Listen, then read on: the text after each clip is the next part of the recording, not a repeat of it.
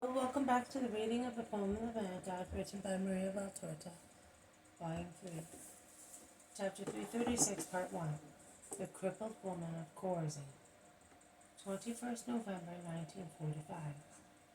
Jesus is in the synagogue in Korazim, which is slowly becoming crowded with people.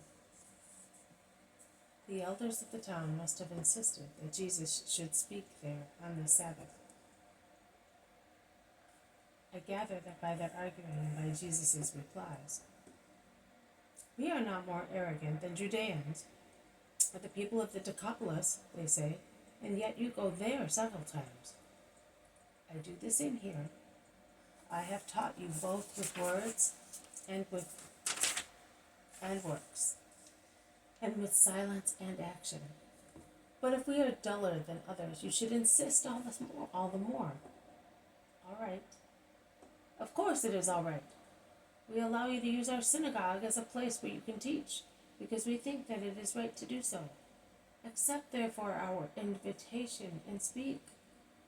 Jesus opens his arms, beckoning the people present to be silent, and he begins his speech, giving a slow, emphatic recitation on the tone of a psalm.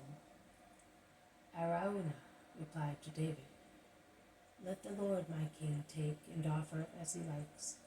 Here are the oxen for the holocaust, the threshing sled, and the oxen's yoke for the wood.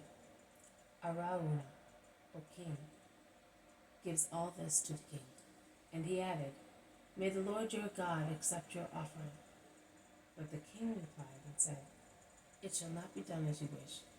No, I will pay you in money, as I will not offer the Lord my God holocaust that cost me nothing. Jesus lowers his eyes, because he was speaking with his face turned towards the ceiling. And he stares at the head of the synagogue and the 4 elders who were with him and asks, Have you understood the meaning? That is the second book of the Kings, when the Holy King brought the threshing floor of Arauna. But we do not understand why you recited it. There is no pestilence here, and no sacrifice to be offered. You are not a king. We mean, not yet. I solemnly tell you that your minds are slow in understanding symbols, and your faith is uncertain. If it were certain, you would see that I am already king, as I said. And if your understanding were quick, you would realize that there is a plague here that is more serious than the one that worried David. You are afflicted by the plague of unbelief, which causes you to perish. Well, if we are dull and incredulous, give us intelligence and faith and explain to us what you meant. I say, I do not offer forced holocausts to God, those which are offered for mean interests. I do not agree to speak, if that is granted only to him who has come to speak. It is my right, and I assert it.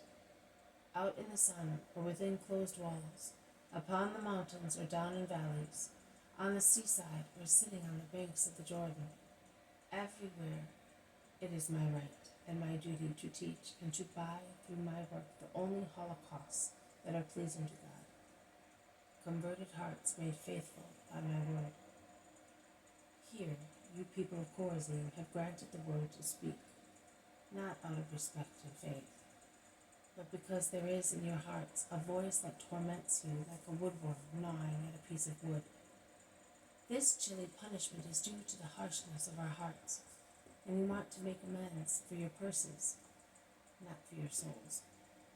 Oh, pagan, obstinate Korazim! But not everyone in Korazim is such, and I will speak to those who are not such by means of a parable. This has been a reading of the poem of the Man written by Maria Valtorta, Volume 3, Chapter 336, Part 1, The Crippled Woman of Korazim. Thank you for listening. I will see you tomorrow. May God bless you, and may peace be with you.